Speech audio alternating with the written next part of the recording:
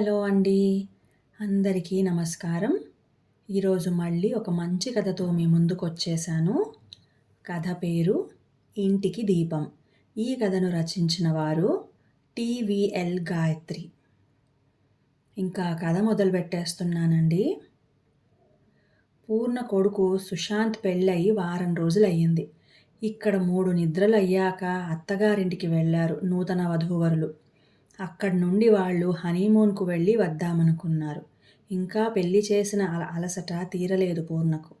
ఆడపిల్ల పెళ్లి కంటే మగపిల్లవాడి పెళ్లి చేయటం కష్టమనిపించింది. వెళ్ళేదాకా సర్దుకోవడం, వచ్చిన బంధువులను చూసుకోవడం, అక్కడ పెళ్లి, ఆ తర్వాత వచ్చి సత్యనారాయణ స్వామి వ్రతం చేసుకోవడం, రిసెప్షన్ ఇంతా చేసేసరికి బాగా అలసిపోయింది పూర్ణ. దీనికంటే 2 ఆడపిల్లల పెళ్ళిళ్ళు చేయటం సులభం అనుకుంటూ పక్క మీద నుండి లేచింది. చేతిలో పట్టే పనస, చెట్టుకి కాసే ఐస్ క్రీం. రాఘవ ఇంకా లేవలేదు. ఇంకో 2 రోజులు ఇంట్లోనే ఉంటాడు. ఆ తర్వాత అతడికి ఆఫీస్ మొదలవుతుంది. పనేమీ చేయాలనిపించడం లేదు. బద్ధకంగా పడుకోవాలనిపిస్తోంది. అదృష్టం పనిమనిషి వస్తోంది. ఇప్పుడు అది గాని డుమ్మా కొడితే ఇంకేమన్నా ఉందా? ఎవరన్నా కాఫీ పెట్టిస్తే బావుండు అనుకుంటూ వచ్చి డికాషన్ వేసి స్నానానికి వెళ్ళింది పూర్ణ. స్నానం చేసి వచ్చేసరికి పాలు కాస్తున్నాడు రాఘవ. సంతోషం వేసింది పూర్ణకి. తను మనసులో అనుకున్నవి రాఘవకు ఎలా తెలుస్తాయో ఏంటో. జడ వేసుకునిరా, కాఫీ కలుపుతాను అన్నాడు రాఘవ. ఏమిటో ఇంకా అలసటగానే ఉంది. ఏ పని చేయబుద్ధి కావడం లేదు అంది పూర్ణ నవ్వుతూ. నాకర్థమయింది. అందుకే ఝాన్సీకి ఫోన్ చేసి కూర, సాంబారు పంపించమన్నాను. అన్నం ఒక్కటి తర్వాత వండేద్దువుగాని. ఒక 4 రోజులు ఝాన్సీని కూరలు పంపించమన్నాను. భర్త వైపు కృతజ్ఞతగా చూసింది పూర్ణ. కాఫీ కప్పులు పట్టుకుని బాల్కనీలోకి వెళ్ళాడు రాఘవ. జడ వేసుకుని బాల్కనీలోకి వచ్చింది పూర్ణ. ఉదయం ఎంతో బాగుంది. నీరెండ బాల్కనీలోని మొక్కల మీద పడుతోంది. ఆకులు మెరుస్తూ ఉన్నాయి. ఉదయాన్నే ఫ్రెష్గా కాఫీ తాగుతూ రాఘవ పక్కన కూర్చుంటే ఎంతో హాయిగా ఉంటుంది. ప్రతిరోజు రాఘవకు ఆఫీస్కు వెళ్ళి హడావిడి. తనకు టిఫిను, వంట చేసే హడావిడి. ఎప్పుడో తప్ప ఇలా కూర్చోవటం కుదరదు. అందుకే సంవత్సరానికి 2 సార్లు ఎక్కడికో అక్కడికి తీర్థయాత్రలంటూ ప్లాన్ చేస్తాడు రాఘవ. ఆ ట్రిప్పులతో కాస్త శక్తి వస్తుంది ఇద్దరికీ. ప్రశాంతమైన వాతావరణంలో అతడి చేయి పట్టుకుని నడుస్తూ, ప్రకృతిని చూస్తూ, పక్షులు వాటి కూతలు వింటూ ఏం ఆలోచిస్తున్నావు? రాఘవ ప్రశ్న విని అతడి వైపు చూసింది పూర్ణ. కొడుకు పెళ్ళయింది. అంతకుముందు లేని పెద్దరికం కనిపిస్తోంది రాఘవలో. తల మీద తెల్ల వెంట్రుకలు కాసిని ఎక్కువయ్యాయి. చెంపల దగ్గర తెల్లగా. నవ్వింది పూర్ణ. మనం పెద్దవాళ్ళమయ్యాం గదా. రాఘవ కూడా నవ్వాడు. ఈ రోజు నుండి మనకు కొత్త జీవితం. సుశాంత్ పెళ్ళయింది. ఇప్పటిదాకా మనం మన జీవితం అంటూ గడిపాం. ఇప్పుడు పిల్లలతో మన జీవితం అంటూ గడపాలి. మన పెళ్ళి గుర్తుందా? అప్పుడు కూడా ఇలాగే కూర్చున్నాం.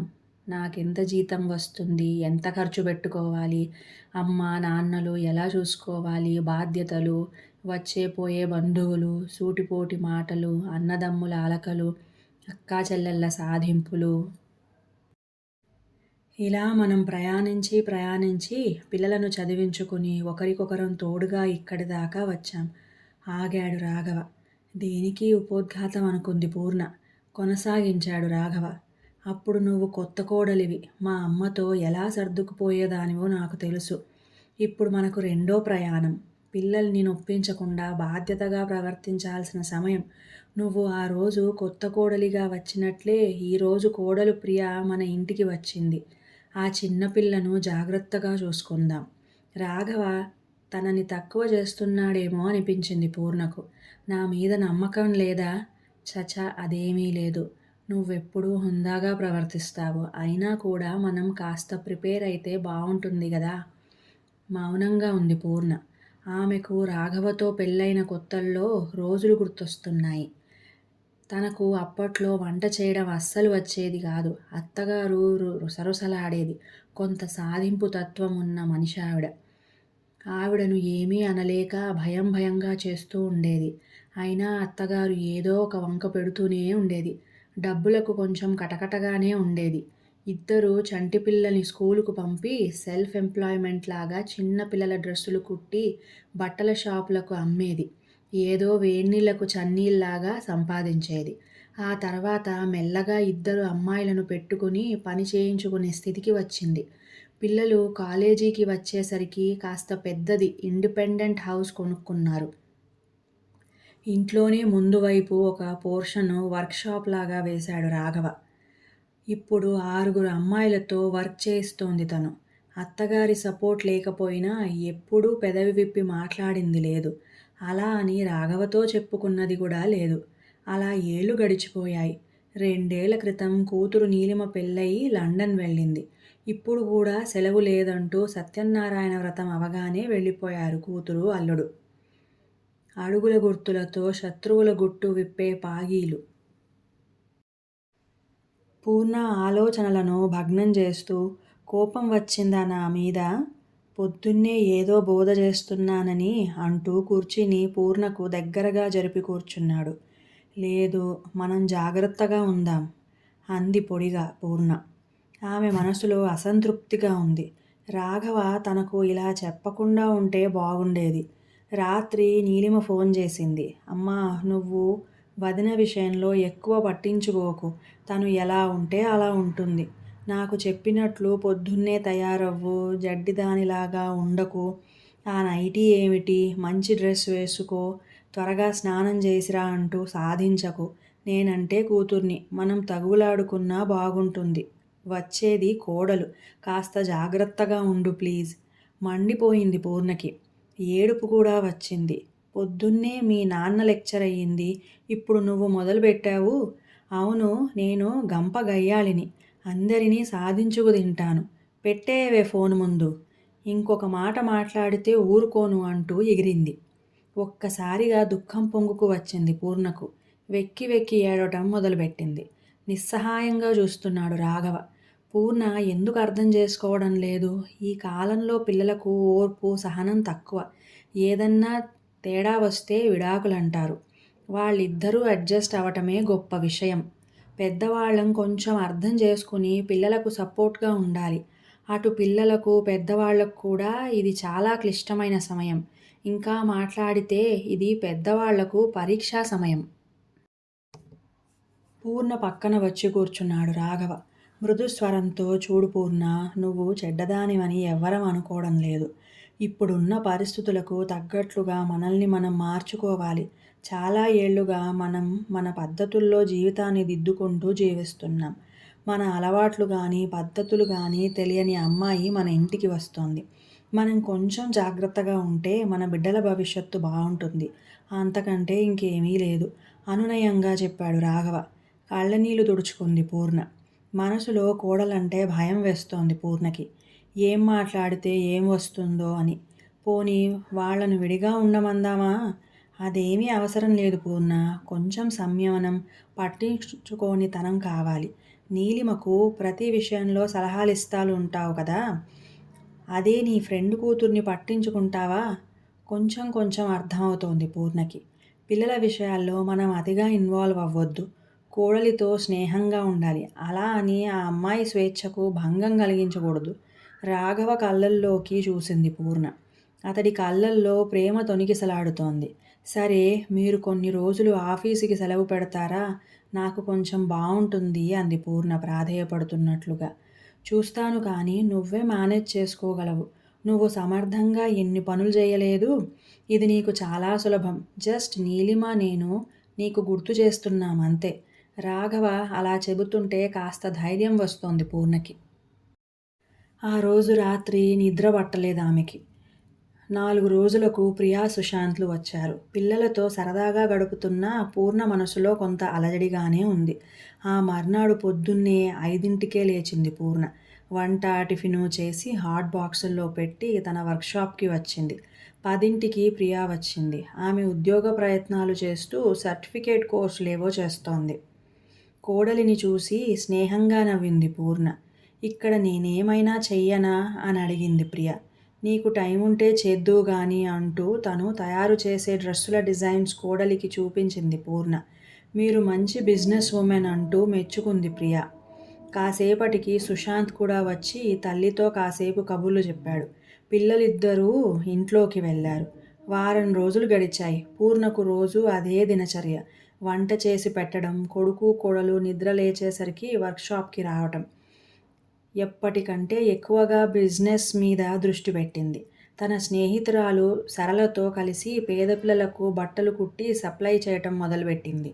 సరళ 2 ఏళ్లుగా దీపగృహ అనే స్వచ్ఛంద సంస్థను నడుపుతోంది.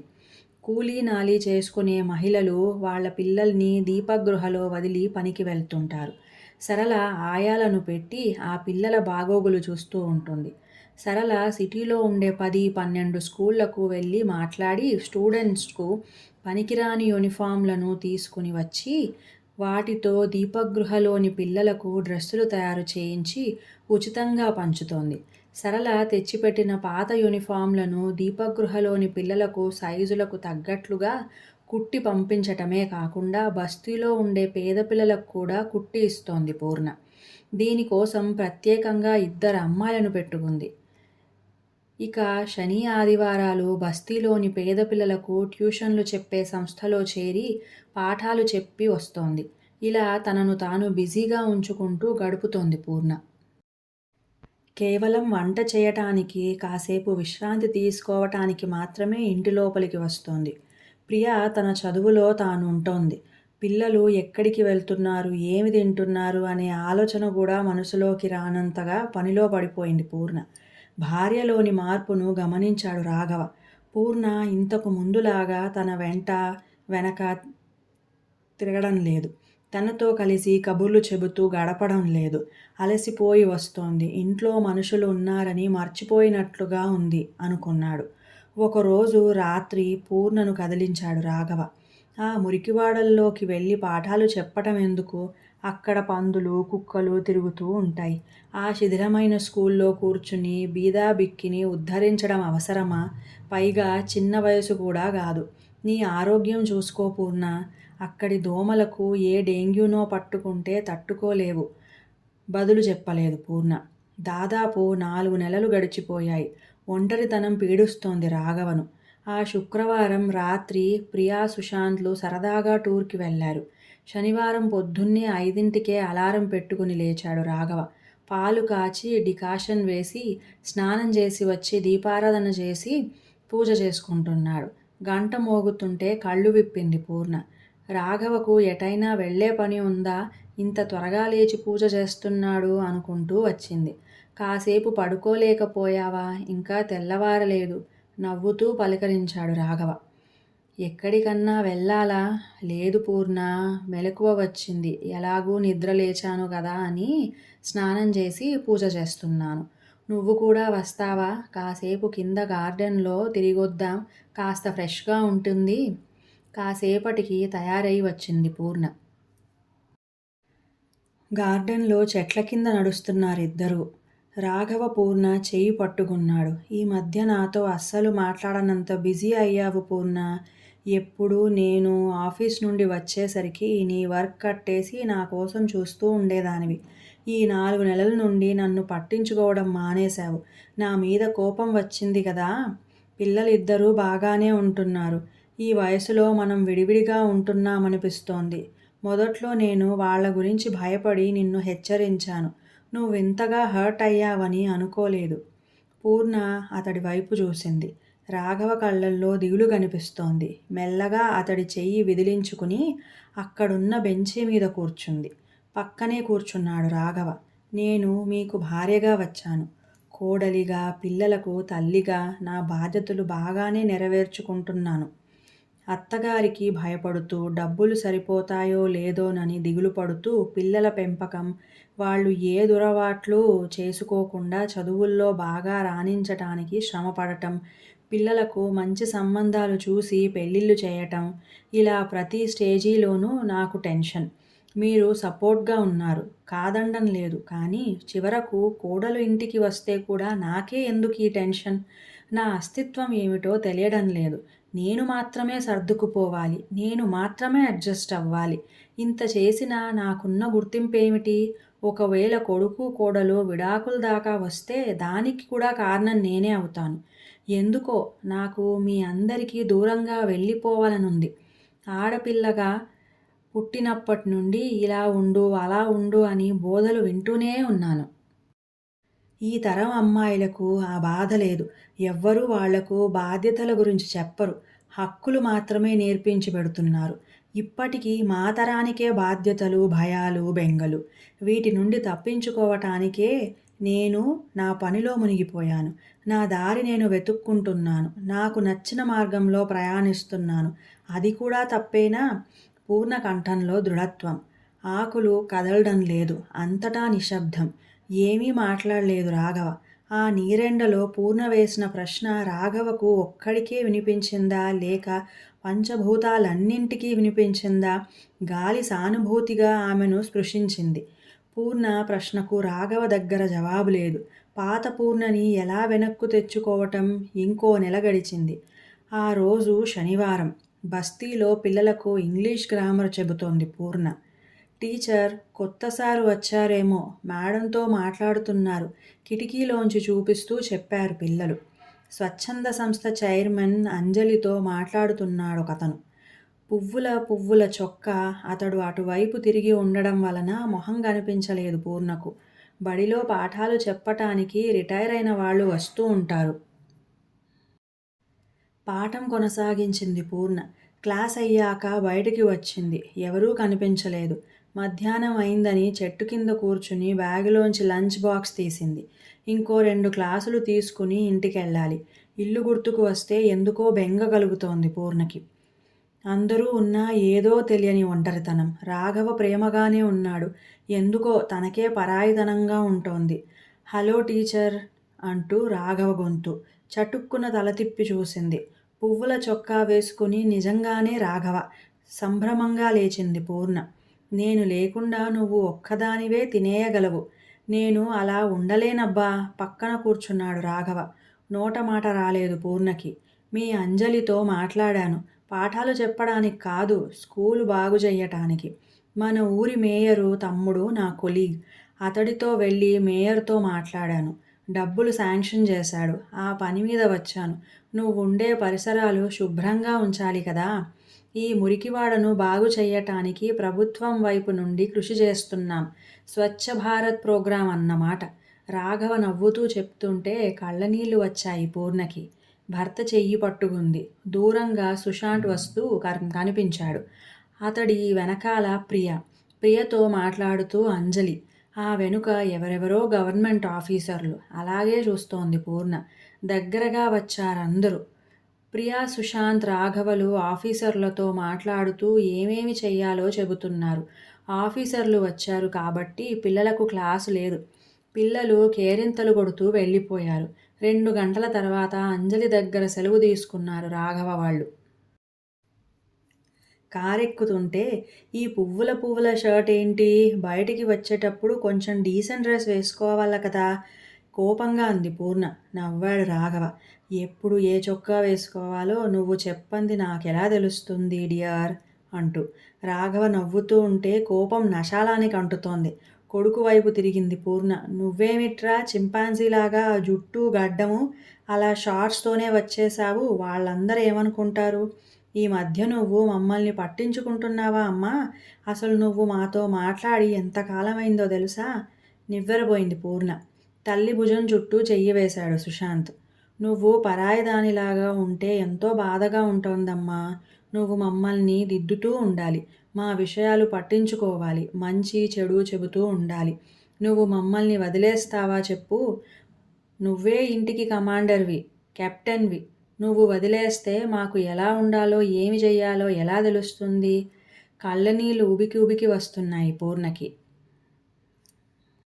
పదండి అత్తయ్య, ఈరోజు నేను వంట చేస్తాను. ఎలా చెయ్యాలో చెప్పండి, నేర్చుకుంటాను. ప్రియ అనునయంగా చెప్తూ ఉంటే కళ్ళనీళ్లు తుడుచుకొని కారెక్కింది పూర్ణ. వెనుక సీట్లో రాఘవ భుజం మీద తలవాల్చి కూర్చుంది. ఇప్పుడు ఆమె మనసు తేటగా ఉంది. అందులో కుటుంబ సభ్యుల మీద ప్రేమానురాగాలు పొంగి పొర్లుతున్నాయి. ఇంటికి దీపం ఇల్లాలు. ఆ దీపం మసకబారితే ఇల్లు చీకటైపోతుందని పూర్ణ కుటుంబ సభ్యులు తెలుసుకున్నారు. కారు కదిలింది. ఇంకా కథ సమాప్తం. మీ అందరికీ ఈ కథ నచ్చినట్లయితే లైక్ చేయండి, మీ వాళ్ళతో షేర్ చేయండి, సబ్స్క్రైబ్ చేయండి, మంచి కామెంట్ కూడా పెట్టండి. ఇంకా సెలవు.